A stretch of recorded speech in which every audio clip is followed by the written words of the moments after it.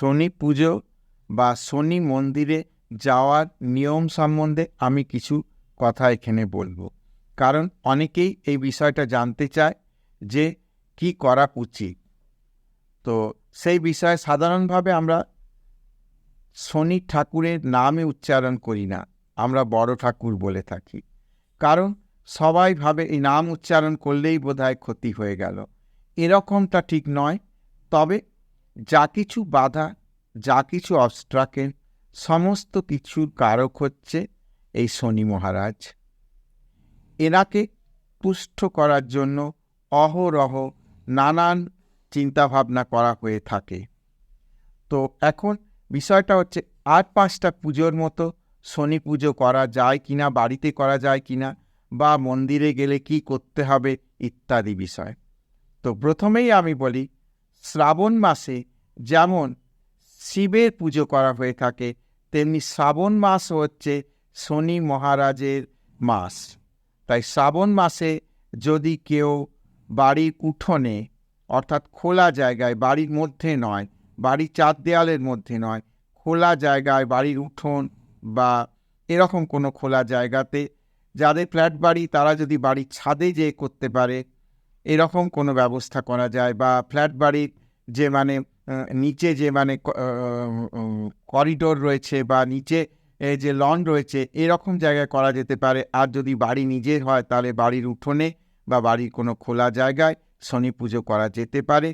পুরো শ্রাবণ মাসে যে 4টি বা 5টি শনিবার পড়ে, সেই শনিবারগুলিতে যদি বাড়িতে শনি পুজোর আয়োজন করা হয়, দিয়ে শনি পুজো করা হয়, তাহলে কিন্তু অবশ্যই এই যে বাধা বিঘ্ন যে ঘটনাগুলো আমাদের জীবনে দৈনন্দিন ঘটে থাকে, সেই বাধা বিঘ্নগুলো কিন্তু কেটে যায়।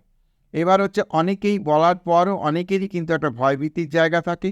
তো আমি বলে দিই, শনি মন্দির সাধারণভাবে বাধা বিঘ্ন থেকে উদ্ধার হওয়ার জন্য প্রতি শনিবার সন্ধেবেলায়, শনি মন্দিরে যদি সন্ধেবেলায় যাওয়া হয় সবচেয়ে ভালো।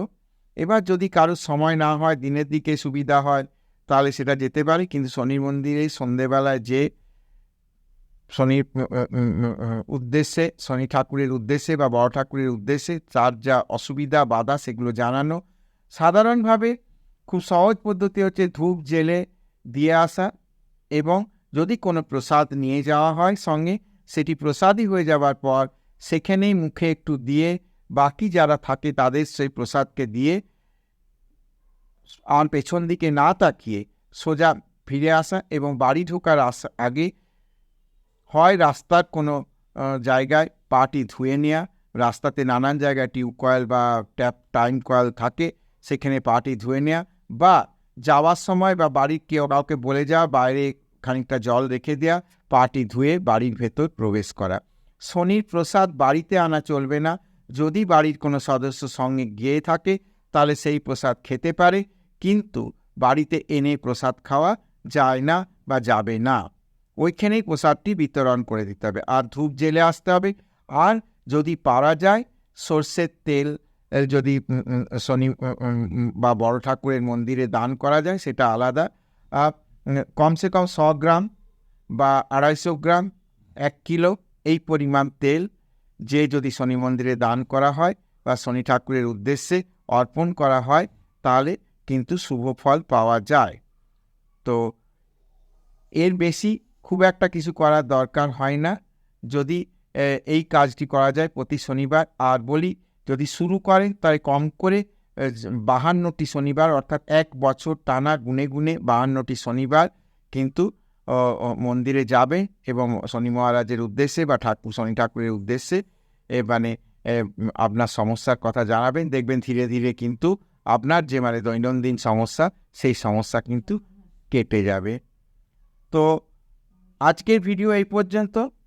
আশা করি আমি ক্লিয়ার করতে পারলাম না বা ঠিক করে বোঝাতে পারলাম।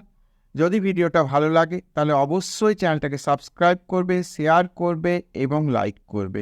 সঙ্গে জুড়ে থাকবে, আরও অনেক নতুন ভিডিও এরকম আসছে, সেগুলোর দিকে নজর রাখতে হবে।